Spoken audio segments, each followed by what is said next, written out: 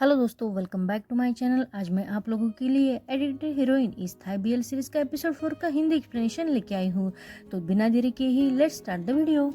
Episode की शुरुआत में हम देखते हैं कि हीरो पॉप को देखकर उसकी तरफ अट्रैक्ट हो जाता है। वो पॉप को किस करने के लिए उसके क्लोज जाने लगता है, पर तभी पॉप उसे कहता है, तुम क्या कर रहे हो? तो हीरो पॉप की आवाज सुनकर अब अपना सिर पॉप के चेस्ट पर रख के कहता है, पॉप मेरा हार्ट ब्रेक हो गया है, प्लीज मुझे थोड़ा सा कंसोल करो। तो पॉप उसे कहता है, शायद ये अच्छा ही हुआ है, तुम्हें जल्दी ही कोई ना कोई अच्छा मिल ही जाएगा। तो हीरो कहता है, क्या सच में? तो पॉप कहते हैं, हाँ, मैं उस लड़की के बारे में बात कर रहा हूँ कि उसे कोई ना कोई जल्दी से मिल ही जाएगा। तो हीरो अपसेट होते हुए कहता है, अरे यार, तुम मेरे बारे में ऐसा कैसे कह सकते हो? तुम्हें पता है क्या कि वो मेरी फर्स्ट गर्लफ्रेंड थी। वो बहुत पॉजिटिव थी और मुझे हमेशा चिपकी रहती थी। जब भी मैं उसके साथ रहता था तो मुझे ऐसा फील होता था कि मैं बहुत ही इम्पोर्टेंट हूँ। लेकिन मैं एडमिट करता हूँ कि जितना वो मुझसे प्यार करती थी उतना मैं उससे प्यार कभी नहीं कर पाया। इसी कारण मुझे घुटन महसूस होने लगी। इसलिए मैं चाहता हूँ कि मेरे आने वाली रिलेशनशिप में मैं सामने वाले इंसान को सबसे ज्यादा प्यार करूंगा। पॉप उसे कहता है, लेकिन रिलेशनशिप में ऐसे बैलेंस थोड़ी ना होता है।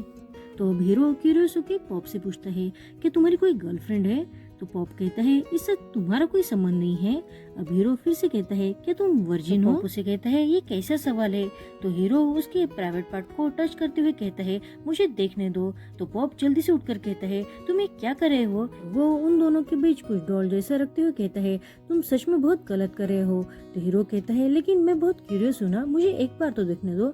तो पॉप उसे कहता है, अगर तुमने तुम्हारी लिमिट क्रॉस की तो मैं तुम्हें किक मार के नीचे गिरा दूंगा। तो हीरो से कहता है, अरे अगर मैं नीचे गिर गया तो मुझे हमेशा के लिए तुम्हारे साथ यही रहना पड़ेगा। आगे हम देखते हैं कि वो दोनों स्कूल आ रहे थे। हीरो अब पीछे बैठकर पॉप के वृष्ट को पकड़ता है। उस वजह से पॉप को गुदगुदी होती है। तो वो हीरो का हाथ साइड में हटाते हुए कहता है, प्लीज अपना हाथ दूर रखो। तो हीरो भी अब पॉप के ही पॉकेट में अपना हाथ डाल लेता है और फिर से पॉप को गुदगुदी करने लगता है। तो पॉप उसे कहता है, अरे तुम ये क्या कर रहे हो? तो हीरो अब हंसते हुए उसके प्राइवेट पार्ट को छूते हुए कहता है, अरे तुम्हारी साइज तो इनर जैसी छोटी है। पॉप तो एम्बेरस होके उसे चुप रहने को कहता है। वो दोनों तो स्कूल आते हुए एक साथ बहुत एंजॉय करते हैं। हीरो के पैर को चोट लगने के कारण पॉप उसकी बहुत केयर करता है। वो हीरो को बाथरूम लेके जाता है, उसके लिए खाना भी लाता है। जब उनकी तरह ओनली टाइगर को अपने लिए खाना लाने को कहता है तो टाइगर मना कर देता है। तो ओनली उसे पैसे दिखाता है। तो टाइगर पैसे तो ले लेता है और अपना ही खाना ओनली को देकर वहाँ से चला जाता है। घर में भी पॉप हीरो को एक्सरसाइज करने में बहुत मदद करता है। वो हीरो की पीठ दबाते हुए साथ ही साथ बहुत मस्ती करते हैं। आगे हम देखते हैं कि पॉप और टाइगर बाकी बच्चों के साथ स्कूल में खेल रहे थे, लेकिन बाद में एक लड़के के इंजर होने के कारण ओनली भी उन्हें ज्वाइन करता है। ओनली तो बस स्टाइल मारता है, वो तो एक बॉल भी सही तरह से नहीं फेंक पाता, लेकिन फिर भी लड़के उसकी तारीफें करते रहते हैं। आगे हम देखते हैं कि वो सब फिर से खेलने लगते हैं। तभी टाइगर जिस चेयर पर खड़ा था उस चेयर पर एक लड़के का धक्का लग जाता है। तो टाइगर नीचे गिरने वाला होता है, लेकिन पॉप जल्दी से वहां जाकर टाइगर को बचाते हुए खुद ही नीचे गिर जाता है। अब पॉप को नीचे गिरा हुआ देखकर हीरो तो जल्दी से भागते हुए उसके पास आता है और टाइगर को उसके ऊपर से हटाते हुए गुस्से से डांटने लगता है।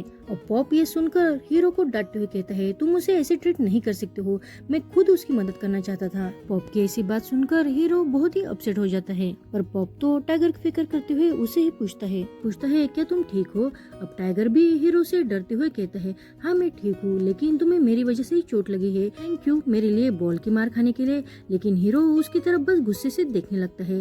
तभी पॉप ओनली की मदद से उठ जाता है। तो हीरो उसकी मदद करने के लिए उसका हाथ पकड़ने लगता है, लेकिन पॉप उसका हाथ गुस्से से दूर करते हुए कहता है, ओनली और टाइगर तुम दोनों ही मुझे नर्सिंग रूम में लेके चले जाओ। अब ये सुनकर हीरो को बहुत बुरा लगता है, लेकिन वो कुछ भी नहीं कहता। वो पॉप की फिक्र करते हुए उनके साथ नर्सिंग रूम तक जाता है। आगे हम देखते हैं कि स्कूल में जो कुछ भी हुआ उस वजह से पॉप हीरो पर गुस्सा था। इस कारण वो चोट लगने के बावजूद भी अब हीरो के साइकिल पर न बैठकर पैदल ही घर जा रहा था। तो हीरो उसे बार बार मनाते हुए कहता है, प्लीज मेरे साइकिल पर बैठ जाओ, तुम ऐसे पैदल मत चलो। लेकिन पॉप उसकी एक भी बात नहीं सुनता। तो हीरो उसे कहता है, अगर तुमने मेरी बात नहीं मानी तो मैं तुम्हें कैरी कर लूंगा। और वो सच में पॉप को उठाने लगता है। तो पॉप भी अब उसकी बाइक पर बैठने के लिए राजी हो जाता है और वो दोनों अब घर के लिए निकल जाते हैं। आगे हम देखते हैं कि घर आने के बाद हीरो पॉप की केयर करते हुए उसके पैर को आइस पैच लगाता है। तो पॉप उसे कहता है, इसकी जरूरत नहीं है, मेरे पापा मेरा ख्याल रख सकते हैं। तो हीरो उसे कहता है, इसका मतलब ये है कि तुम्हारे पापा के बाद तुम्हारा ख्याल रखने वाला मैं ही इकलौता इंसान हूँ, है ना? थैंक यू, क्योंकि तुमने मुझे तुम्हारी केयर करने के लिए अलाउ किया है। तो पॉप उसे कहता है लेकिन तुमने टाइगर को इतनी जोर से क्यों पुश किया है, तुम्हें कल उससे जाकर माफी मांगनी चाहिए। तो हीरो कहता है क्या तुम इस वजह से मुझसे नाराज हो। तो पॉप उसे कहता है नहीं, बस ये वजह नहीं है, तुमने ऐसा प्रिटेंड किया ना कि तुम्हें बहुत हर्ट हुआ है और तुमने मुझसे अपना ख्याल भी रखवाया। तो हीरो उसे कहता है नहीं, ऐसी कोई बात नहीं है, मैं तो अभी भी ठीक हुआ हूँ, मैंने टाइगर को तुम्हारी वजह से ही पुश किया है, इसलिए तुम चाहते हो कि मैं उससे माफी मांगू, लेकिन एक दिन अगर मैं आईसीयू में भर्ती भी हो गया तो तुम्हें मेरी कोई परवाह नहीं होगी, है ना। मेरी लाइफ तो सच में बहुत ट्रेजेडी बन गई है। तो पॉप उसे कहता है तुम अब बस भी करो, तुम अब ठीक हो गए हो तो तुम्हें अब तुम्हारे घर जाना चाहिए। तो हीरो से कहते हैं अरे मैं तुम्हें छोड़कर ऐसे कैसे घर जा सकता हूँ, मैं अब तुम्हारा ख्याल रखूंगा। तो पॉप उसे कहता है लेकिन तुम्हें यहाँ रहने की परमिशन किसने दी है। तो हीरो कहता है तो मैं परमिशन तुम्हारे पापा से ले लूंगा और मुझे पता है कि वो मुझे कभी भी मना नहीं करेंगे। आगे हम देखते हैं कि रात में पॉप हीरो के ऊपर हाथ पैर डालकर सोया हुआ था। जब हीरो की नींद खुलती है तो वो पॉप को ऐसे देख लेता है। वो पॉप की केयर करते हुए उसे प्रॉपरली सुलाकर उसके पैर के नीचे एक पिलो रख देता है और बाद में वो भी सो जाता है। आगे हम देखते हैं कि हीरो पॉप को लेकर ही स्कूल आता है।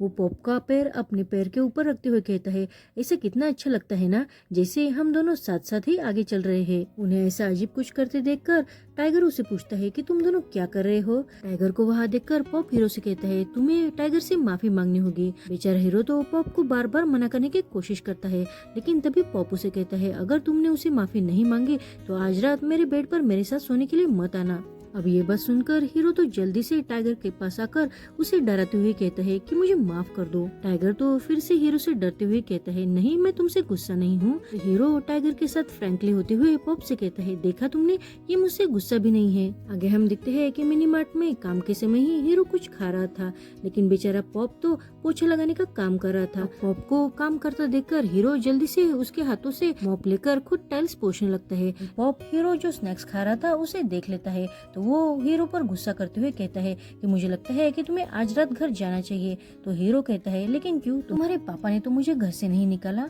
तो पॉप उसे कहता है मेरे पापा वैसे भी बहुत काइंड पर्सन है, और वो हीरो को बता देता है कि उसके पापा को बहुत से लोगों ने चीट किया है, लेकिन फिर भी उसके पापा उन लोगों से एक पैसा भी नहीं मांगते और उन्हें ही कॉम्पनसेशन के तौर पर पैसे दे देते हैं, क्योंकि उन्हें लगता है कि उन लोगों को भी कभी किसी ने चीट किया होगा। अब हीरो ऐसे चीटर लोगों पर गुस्सा करते हुए कहता है अगर उनके पास पैसे ही नहीं होते तो वो हमारे जैसे लोगों को हायर ही क्यों करते हैं। लेकिन पॉप तो अपने पापा की अच्छाई की वजह से और उनकी इकोनॉमिक कंडीशन की वजह से बहुत ही अपसेट हो जाता है। तभी शॉप में एक कस्टमर आ जाते हैं और वो कस्टमर और कोई नहीं तो पॉप के पापा ही होते हैं। पॉप अपने पापा को वहाँ देखकर शर्मिंदा हो जाता है और उसके पापा पॉप को देखकर सरप्राइज। वो पॉप से पूछते हैं कि तुम यहाँ क्या कर रहे हो, मैंने कहा ना तुमसे कि तुम्हें ऐसा कुछ भी करने की जरूरत नहीं है, मैं सब हैंडल कर सकता हूँ। तो पॉप अपने पापा से कहता है पापा आपके पैसों पर घर नहीं चल सकता है।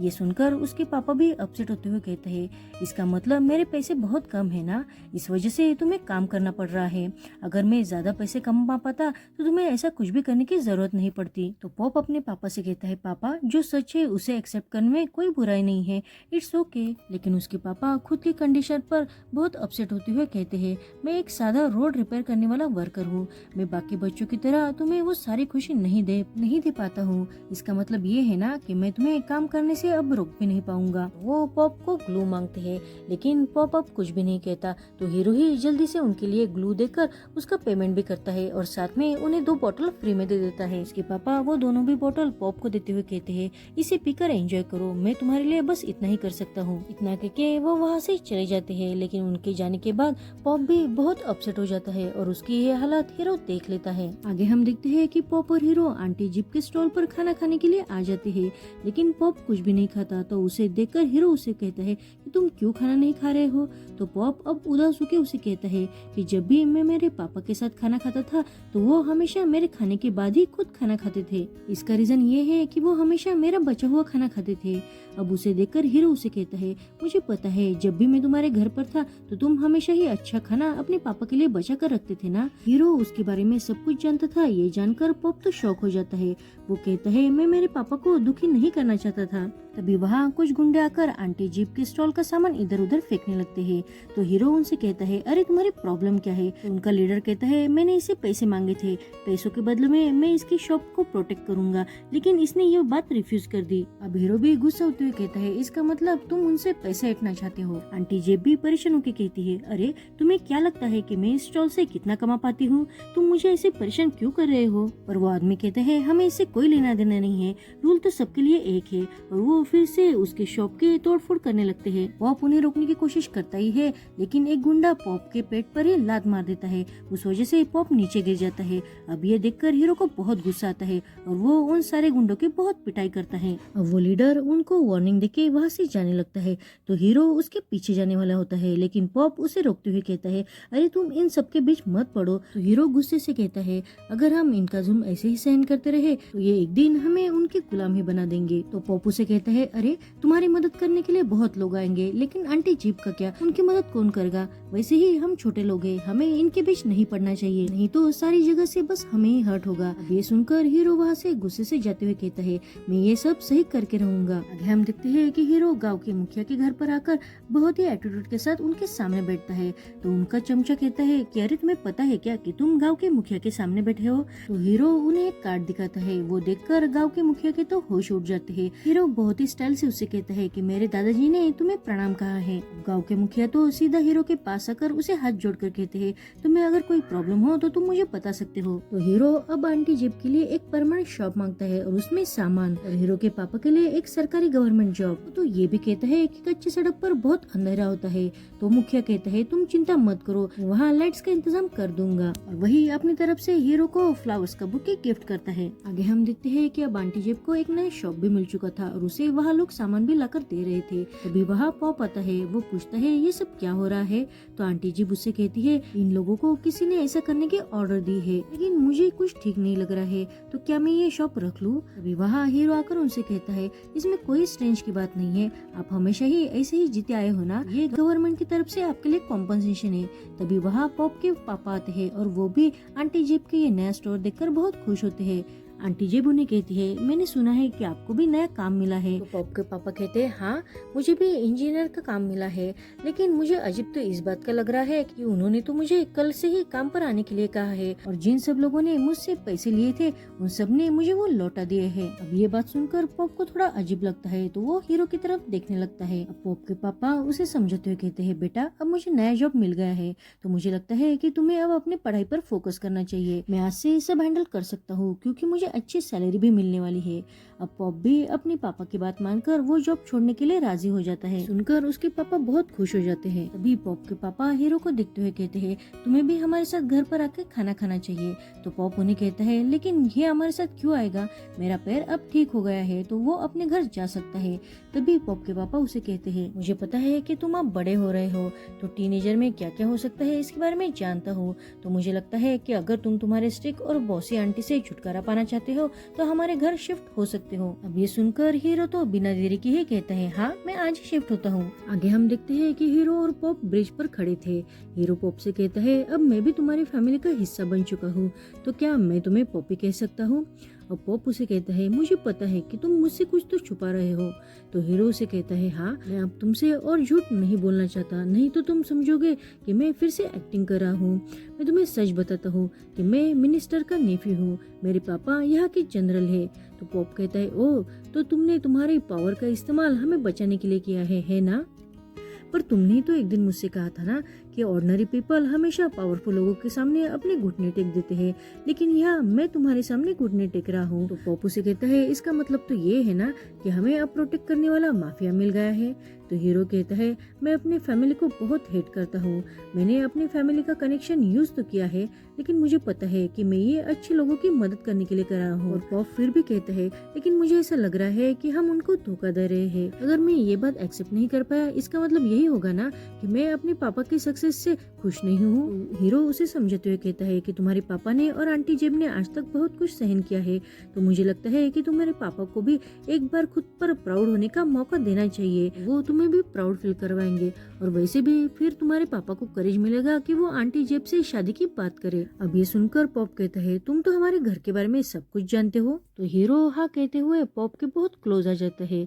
तो पॉप अपने हाथ से उसका मुंह धो करते हुए कहता है, हम लोग शायद पैसों से बहुत गरीब है, है, लेकिन मेरे घर के सारे लोग तुम्हें बहुत प्यार करते हैं। तो हीरो उसे कहता है, लेकिन तुम्हारा क्या है? अब हीरो और पॉप दोनों ही बहुत क्लोज आ जाते हैं। ऐसा लगता है कि वो दोनों एक दूसरे को किसी करेंगे, लेकिन तभी पॉप कहता है, मुझे ऐसा लगता है कि मैं तो एक स्ट्रे डॉग को घर पर लाकर पाल रहा हूँ। इतना कहके वो वहाँ से चला जाता है। तो हीरो उसे कहता है, इसका मतलब तो ये है ना कि मुझे भी तुम्हें बहुत प्यार करना चाहिए।